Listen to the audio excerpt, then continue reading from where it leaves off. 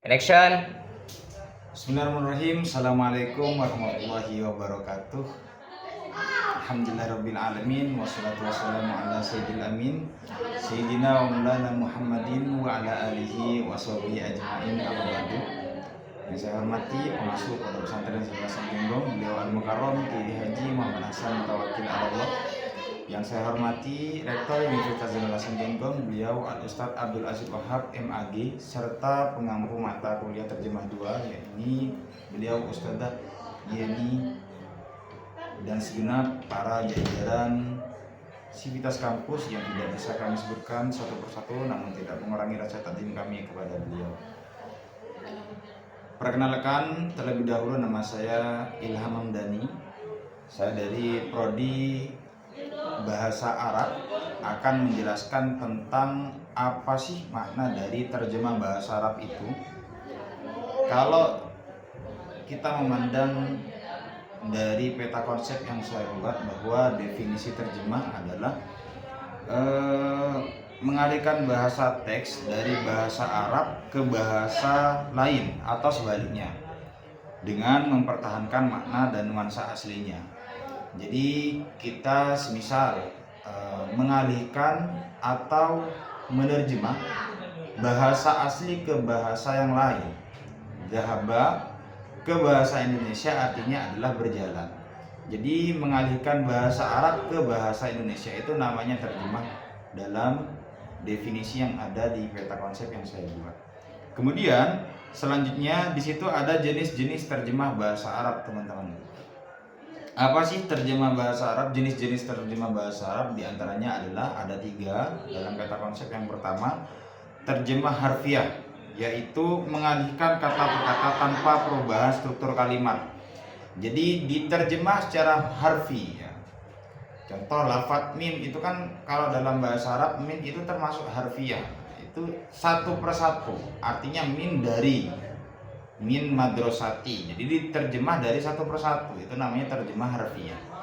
Kemudian ada terjemah bebas, yaitu mengalihkan bahasa, makna, dan ide tanpa terkait kata per kata. Jadi terjemahnya langsung bebas ya, tanpa mengaitkan kata per kata, itu namanya terjemah bebas. Kemudian yang terakhir adalah terjemah adaptasi. Apa sih terjemah adaptasi? Yaitu terjemah yang mengubah teks agar sesuai dengan budaya dan konteks pembaca target.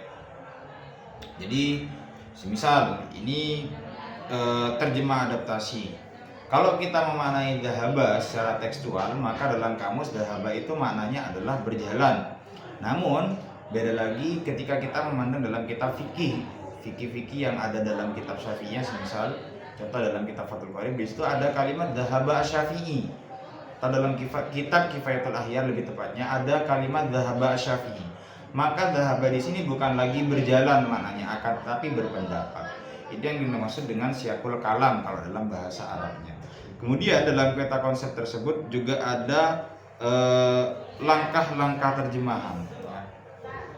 Jadi langkah-langkah terjemahan itu ada 4 ya. Yang pertama adalah pemahaman teks asli, yaitu kita harus mampu memahami teks dan nuansa teks bahasa Arab. Jadi teks aslinya seperti apa? Dhahaba, teks aslinya itu bermakna berjalan. Kalau dalam teks Arab yang bernuansa-nuansa fikih mungkin bisa dimaknai berpendapat. Jadi kita harus bisa membedakan itu. Kemudian yang kedua adalah membuat draft penerjemahan awal, yaitu membuat draft pertama terjemahan. Kemudian yang ketiga yaitu revisi dan penyuntingan. Apa itu? Memeriksa dan memperbaiki terjemahan untuk akurasi dan kelancaran. Jadi harus dikoreksi dulu biar terjemahnya itu sesuai dengan apa yang diterjemah. Misal bahasa Arab diterjemahkan ke bahasa Indonesia, kita harus koreksi dulu bahasanya kira-kira tepat nggak tujuannya dengan bahasa Arab yang asli tadi. Kemudian yang keempat yaitu validasi dan pengujian, yaitu menguji terjemah pada pembaca target untuk memastikan kesesuaian. Jadi semisal kita sudah menerjemah bahasa Arab, ana akulu to'am atau akulu to'am, saya memakan makanan, maka kita harus bisa memastikan kepada si pendengar apakah dia sudah mengerti atau tidak. Maka kalau dia sudah mengerti dan bisa memahami apa yang kita maknai serta sesuai dengan bahasa Arab, maka itu sudah benar. Kemudian yang terakhir di peta konsep itu adalah keterampilan penerjemah bahasa Arab, di mana di peta konsep itu keterampilan bahasa Arab terbagi menjadi 4 ya.